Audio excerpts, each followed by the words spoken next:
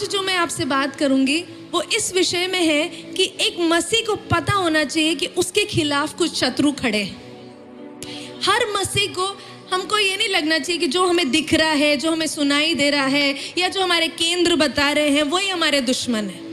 जो हम पे चीखते हैं, चिल्लाते हैं, हम पे बलवा करते हैं, हमसे लड़ाई करते हैं, वही हमारे दुश्मन है। बाइबल बताती है कि जो आंखों ने नहीं देखा, जो कानों ने नहीं सुना, राइट? अब जब प्रभु यीशु मसीह वो बता रहे थे तो मतलब ऐसी बातें हैं जो हमारी आंखों ने नहीं देखी है और हमारे कानों ने नहीं सुनी है। हमारे केंद्रों को पता ही नहीं है कि ऐसी भी कोई बातें हैं, ऐसी भी शक्तियां हैं, ऐसी तमाम ताकतें हैं जो मेरे और आपके खिलाफ कार्य करती हैं। क्या आप इस बात से सहमत हैं कि देयर आर पावर्स? वहीं पर हम ये भी पढ़ते हैं कि हमारा युद्ध मांस और लहू से नहीं, मतलब हमारा एक युद्ध है कि नहीं है? लेकिन क्या है, मैं हिंदी में लिखती हूं, हमारा क्या? आवाज नहीं आई? Very nice. स्पेलिंग मिस्टेक है तो माफ कर देना, यहाँ पे एक छोटा द भी आएगा, ठीक है। युद्ध किससे? मांस और, आवाज नहीं आ रही आईसीएम चर्च, मांस और लहू से नहीं है। करेक्ट? यही है बाइबल में, करेक्ट है?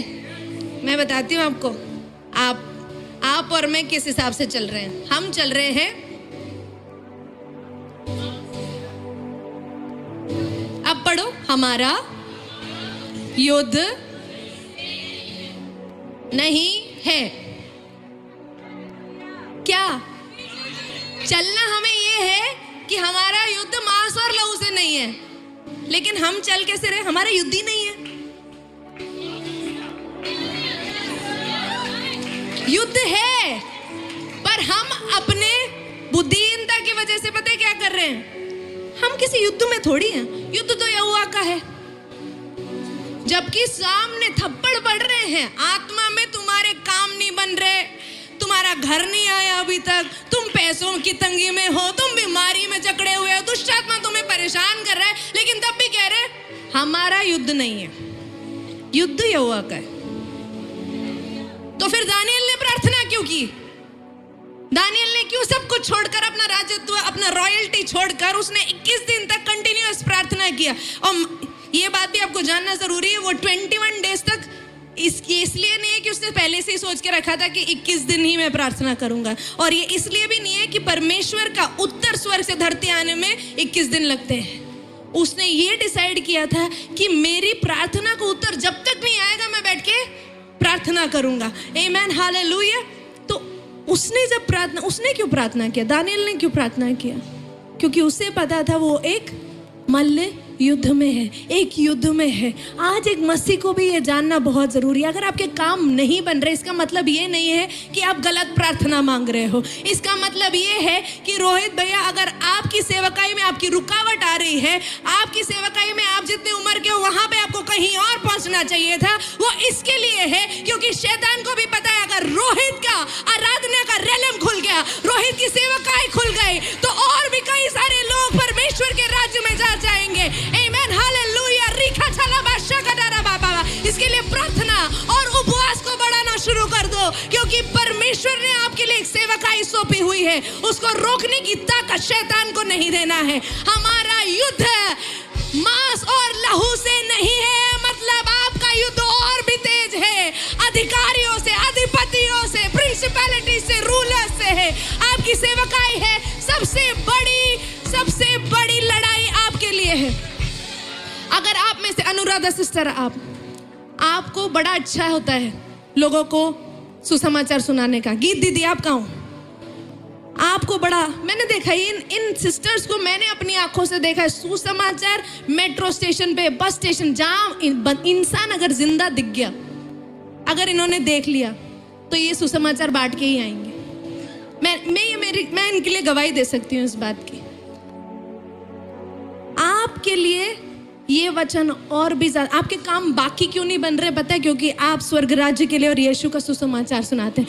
मैं बोल रही हूँ, बोलते रहो, बेदारी बेदारी बेदारी आएगी, बेदारी चाहिए, बेदारी चाहिए। लेकिन अगर आप में से हर कोई बाहर निकल कर सुसमाचार नहीं बांटेगा तो भारत गया भाड़ में, दिल्ली गया भाड़ में, हम सब नरक में जाएंगे और सबको लेकर जाएंगे। क्योंकि मैं और आप कलीसिया मुंह खोल के सुसमाचार को नहीं बोल रहे।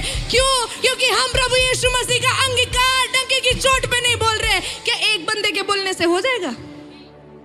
करोड़ों की तादाद है, मुझे और आपको चुना गया है। हम बुलाए हुए नहीं है, हम चुने गए।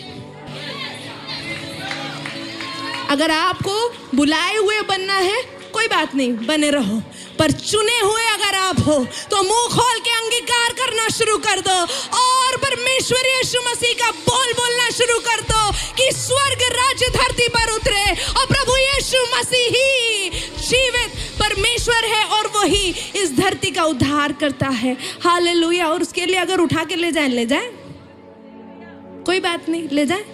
हालेलुया। आप सब बैठ सकते हैं। एक संडे आपको छुट्टी मिलेगा उठने से। आमेन। पास्टर अभी झारखंड में है। हालेलुया। तो हमें ये समझना है कि दो किंगडम्स है, दो राज्य।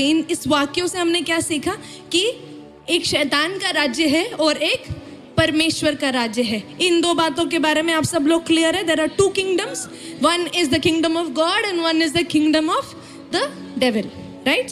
तो दो किंगडम्स हैं जिसे हमें आइडेंटिफाई करना बहुत जरूरी है कि क्या चीज स्वर्ग राज्य से हो रही है और क्या चीज शैतान के राज्य से हो रही है। ठीक है, अब ये जो शैतान जो आदमी है या जो एंजल है या जो भी है, उसका नाम पहले क्या था? लूसीफर।